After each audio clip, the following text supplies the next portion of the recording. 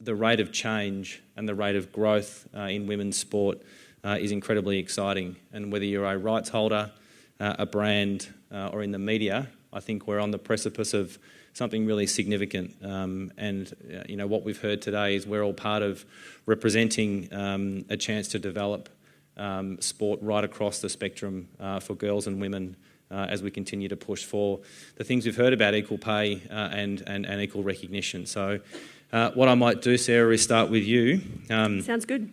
And kick off with a question around, well, maybe controversially, cricket has had its challenges the last couple of years, in particular with the things we won't go into today, but one of the really... I'm sure everyone's read enough about those things, I'm sure.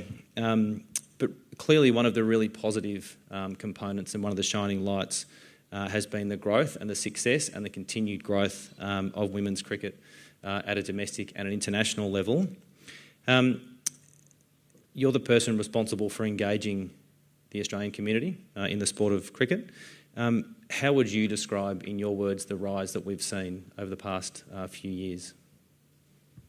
I'm glad in your intro you said that this is a 20-minute panel, because those who know me know I can also talk underwater, and I can probably do 20 minutes just on that. So I think the big thing, and something that so many people in this room would know, is the rise of the sport. Sometimes people think that's because of on-field success. Reality is so many of these teams, including the Australian women's cricket team, have always had on-field success. It's just that more people are paying attention. The Australian women's team have won more world titles than any other team in world cricket, men or women. So it's not that, they've started winning. It's not that. So for us in cricket, my job started in 2014. So head of female engagement was a new role in cricket. And what cricket had got to was they'd actually had a long-term focus on women and girls, which might surprise some people because of the reputation that cricket's had for so long. But they wanted to move faster. They wanted to do better. And so that's when I was lucky enough to be tapped on the shoulder and came on board. And the key, if I had to pick one thing for us around what we did with the women's game, it was by this point, early 2015, I've come on board trying to get organised around what our strategy was. And there was this sense of we were making it so hard for people to follow the women's game. And this is existing fans as well as, all these new audiences that we wanted to fall in love with the game. But we were somehow kind of hoping it would just kind of happen by accident. It would just spontaneously, everyone would wake up one day and go, oh my God, Meg Lanning, I want to go find out who she is.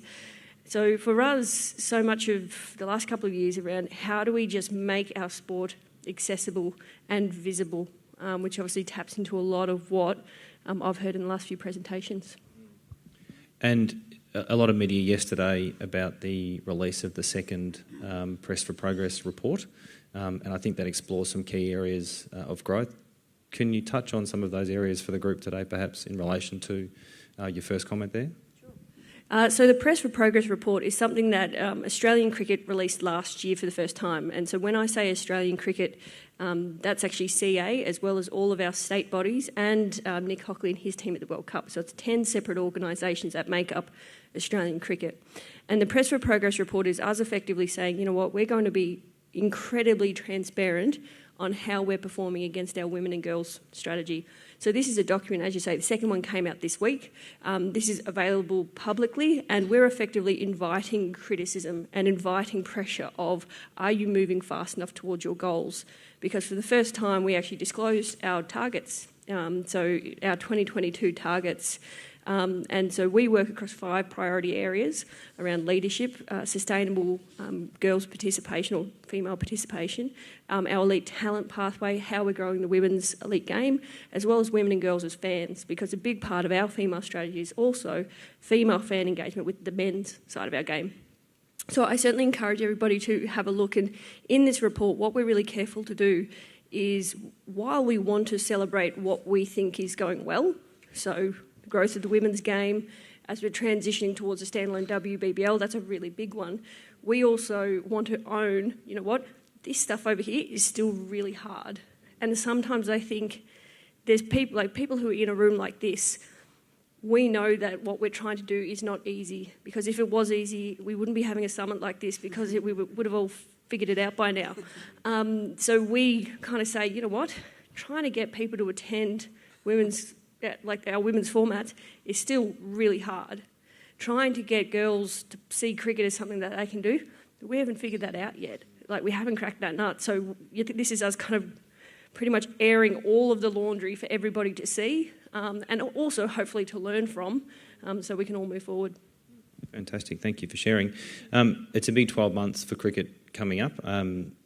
The Tour of England starts in June, I believe, and then, as we heard today from Nick, the T20 World Cup is only a year away. What plans do you have in place to capitalise on the engagement of fans off the back of the promotion of such big events that will promote the sport of cricket, hopefully really positively?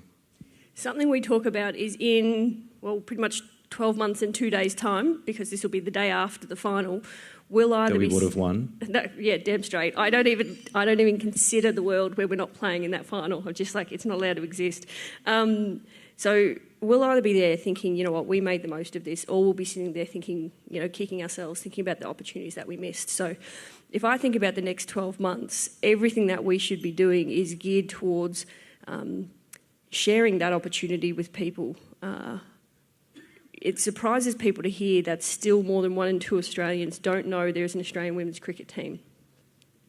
So it's not like we've kind of done what we need to do. So if I think about the next 12 months in particular, there's 2 big ones for us. So we're transitioning or finishing the transition to a standalone WBBL. So the Rebel Women's Big Bash League is moving forward to an October to December window. So that means completely standalone, no more double headers. That launches the summer of cricket effectively, the summer that starts in October. So that's a big one for us, and how we actually get people. Let's be honest, it's much easier to get somebody to come to the cricket on the 26th of December than it's going to be on, you know, the 10th of October. So that's a big one. The second one, people may have seen in the last few months, our Watch Me campaign, which was the first time we had a standalone national campaign geared towards the women's game. So for us now, it's how do we take the learnings from the summer that we've just had, what worked well, what maybe didn't go as well as we could have hoped, and, you know, next iteration, how do we go bigger, better? And Jackie said it really well around that storytelling and how do we get people to connect with our athletes, because we think that's what's going to be the thing that drives WBBL and in turn the Australian women's team. Fantastic, thank you.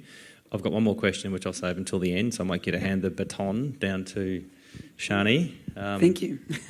Shani, from your point of view as an athlete, and you've seen the top of the mountain when it comes to world athletics as a netballer, and now at the pinnacle of AFLW, how would you describe in your words the growth that you've experienced in women's sport over your journey as an athlete?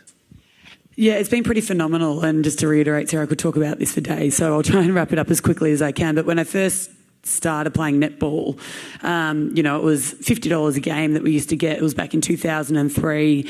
And, you know, the best players might have been getting $1,000 a year, if that. It was called the Commonwealth Bank Trophy. And then, you know, we fought really hard with our Players Association to be able to create the new competition, which was the ANZ Championship, when we brought 5 New Zealand teams into the competition.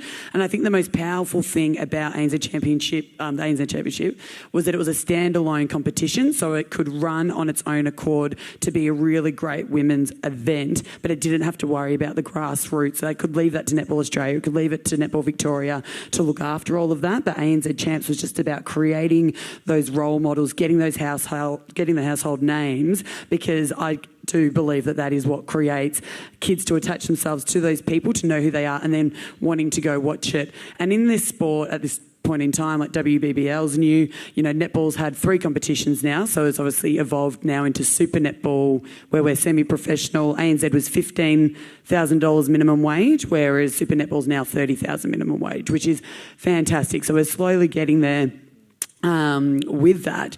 But in saying that, sorry, always whenever I loop around a lot, I get lost with what I'm saying. But yeah, to be able to create the household names is so important, because what happens is people end up following the player. Like I've moved from Canberra to Adelaide to Sydney back to Melbourne, and people follow me in my journey. Now people who have never watched AFLW, who loved me in netball, have now followed me to AFLW. And so with that, the sports will continue to grow. But at these really early stages, we need to help create these girls, get household names that young girls want to grow up being like. So then they will go watch the sport. They will beg their parents, can I please go watch them play? You know, I went to the Matildas last night and they had 6,000 people there. Fantastic. Expected more because they're amazing at what they do. I love what they do. They're one of the most successful Australian women teams at the moment. And so I'm like, how do we get more people there? And I think it is around, we know Sam Kerr, which is great. Lydia Williams, amazing. Tavanna as well. But getting them out there more, seeing more of these Nike ads, getting the brand sponsors to support these women so that we can then get to the game to watch them and know who they are, is a massive part of getting the sponsorship in, to get them on TV, to get people to games and build from there. So, do you want me to elaborate on that into AFL, or is that okay? Absolutely. Yeah.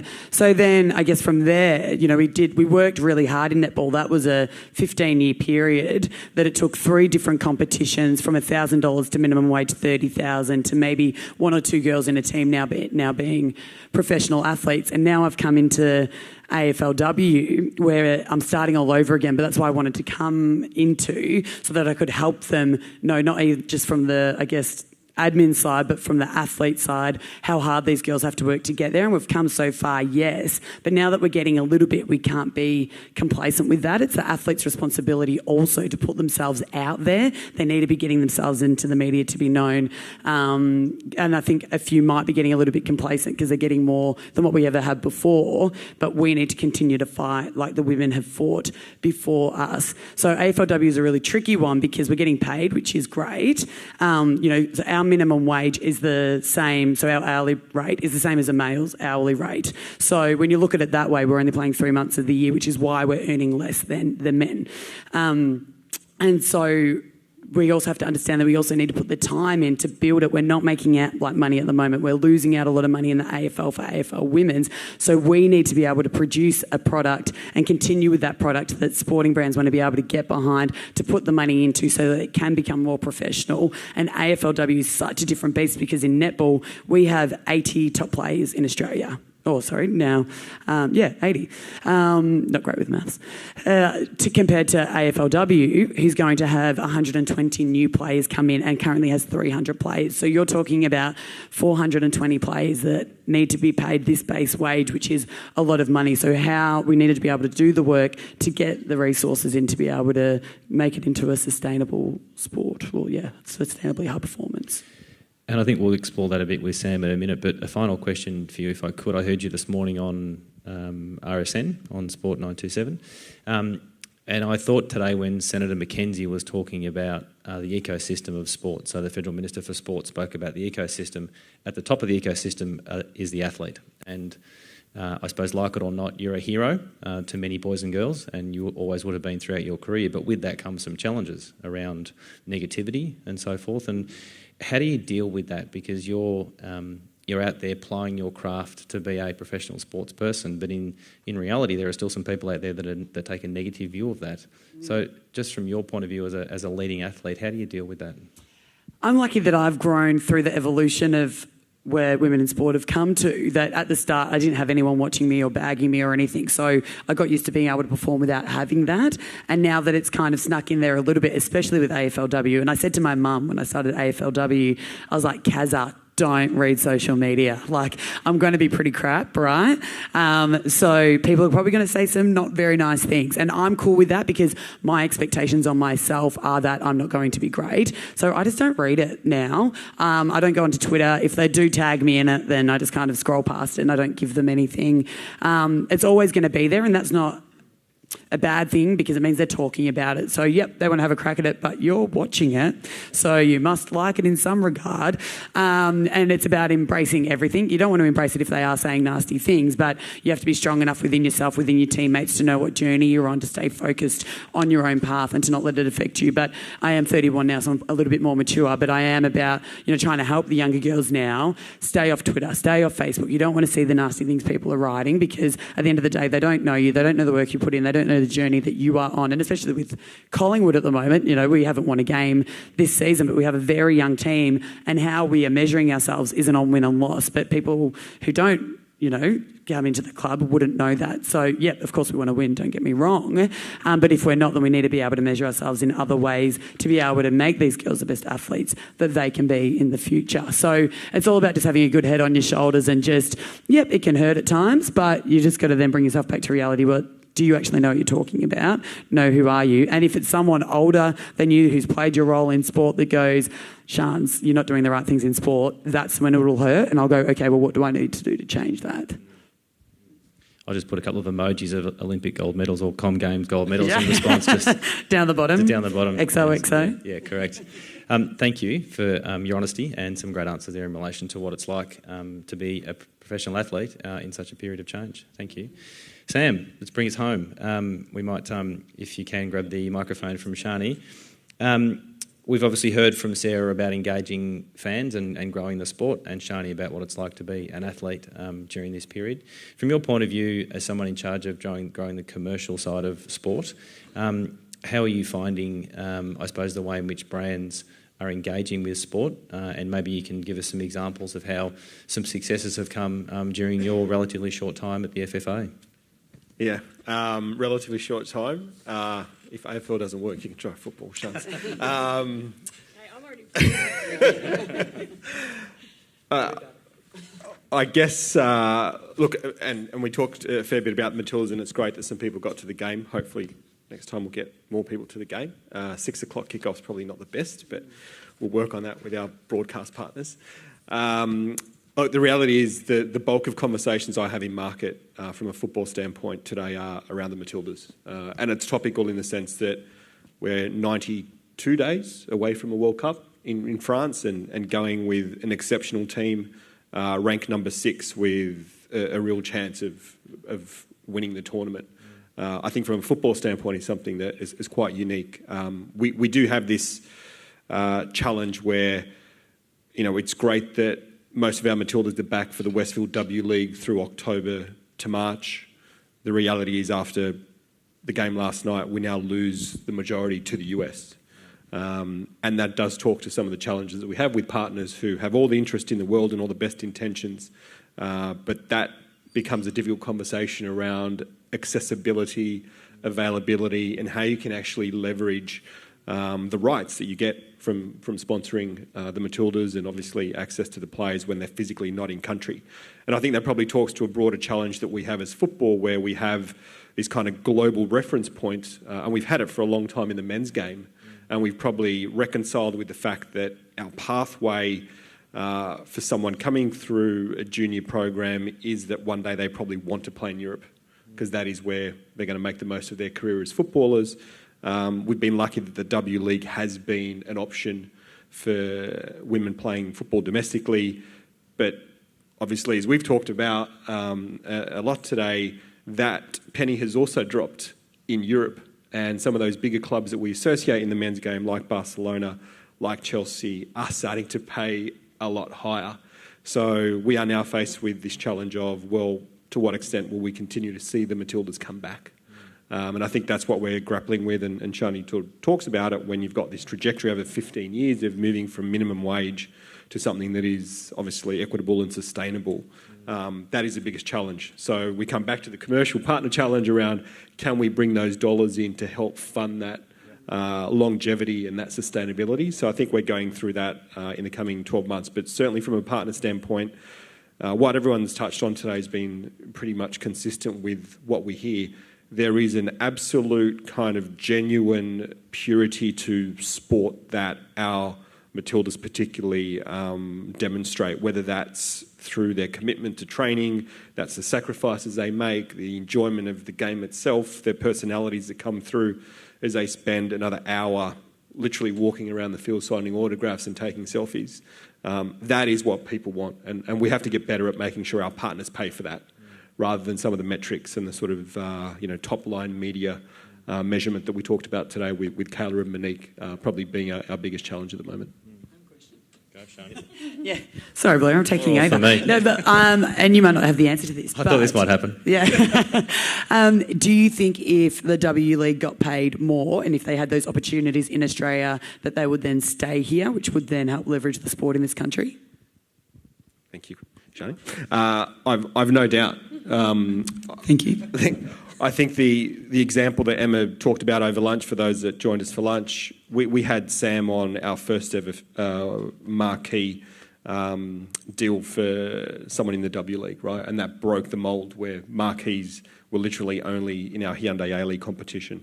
Now, Sam's got a choice to make, obviously, and we talk a lot about Sam because I think, honestly, she's probably the best women's footballer on the planet, and hopefully Nike agrees and probably does a lot more with her in coming months leading up to the World Cup, and that does build a profile for our sport and for the sport in Australia. I think given the choice, it probably is something that would be a better balance. So Sam was not shy in saying that she had offers to go to Europe.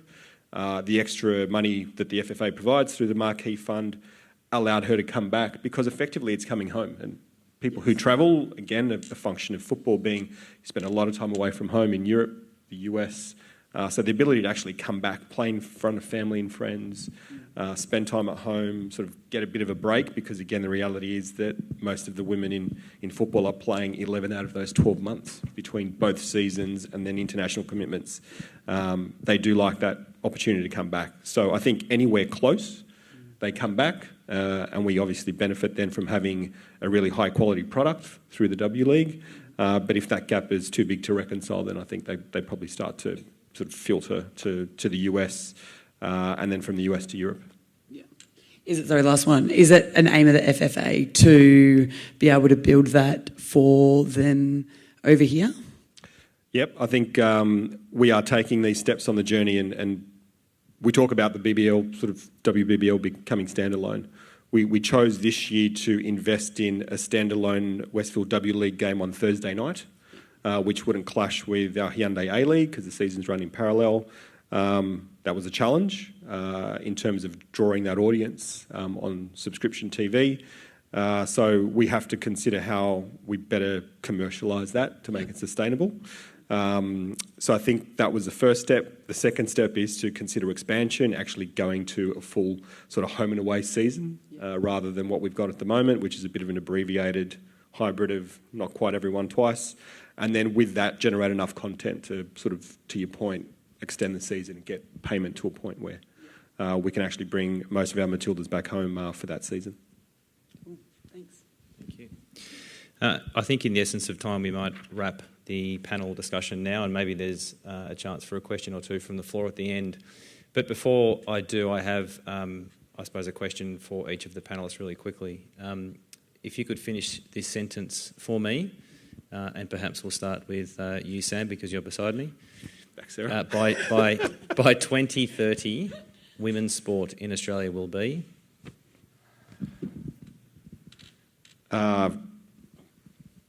On par with men's and reflective of the 50-50 that I think we've all talked about. I think that would be a great goal. I don't think that we'll be there by 2030, to be honest. I would hope that would be at least 75% there.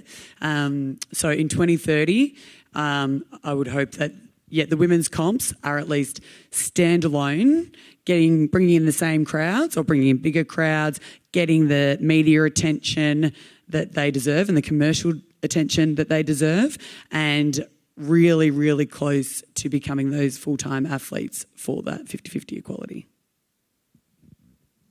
I'm going to plagiarise something that Kate Palmer wrote about only in the last couple of weeks in an op-ed she did, which is in 2030, I want women's sport to just be sport. this idea that there's still this second thing. We've spent so much time in cricket in the last couple of years trying to unwind this idea that we've got cricket and women's cricket, which just was reinforcing this normal, not normal. So, and I hope it happens well before 2030. It's just sport and everyone can enjoy it. And we just, Unfortunately, that may mean we don't have summits like this, so we'll have to figure out a loophole. Let's call it the Sports Summit. Well, thank you to each of the panellists. I think you'll agree it was a fantastic way to finish the afternoon. To the FFA, Sam Christou, to Cricket Australia's Sarah Stiles, and to my co-presenter and host, Shani Layton, thank you.